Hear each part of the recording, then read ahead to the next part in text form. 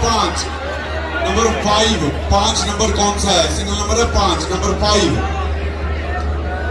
शाबाश, नंबर 5 आया जी, नंबर 5। थैंक यू जी, थैंक यू, शुक्रिया आपकी तालीम का जी। ऐसे तो जमा का सवाल, जमा प्लस जोड़ टोटल 2 जमा 2 यानी 2 + 2, 2 और 2 को जमा करके इसका टोटल बताना है। जमा का सवाल है, 2 की जमा भी 2 है, 2 + 2। जवाब 4 आया जी। थैंक यू जी, थैंक यू, शुक्रिया जी। माइनस मनफी तफरीक, तफरीक का कोई सवाल?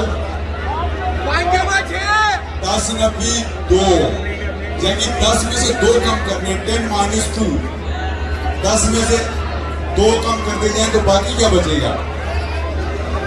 10 नब्बी 2, 10 - 2। शाबाश, बाकी और बच गए जी। थैंक यू जी, थैंक यू, शुक्रिया जी। ज़रब इनटू मल्टीप्लाई, ज़रब का कोई सवाल? 6 × 2 यानी 6 को 2 के साथ ज़रब करना है। ज़रब का सवाल है, 6 उसकी ज़रब 2 है, 6 × 2। जवाब 12 आया जी। जी, पाकिस्तान के बारे में मैंने चंद सवाल अर्ज किए थे, कोई एक सवाल? अल्लामा इकबाल किस तारीख को पैदा हुए? शायरी मर्शद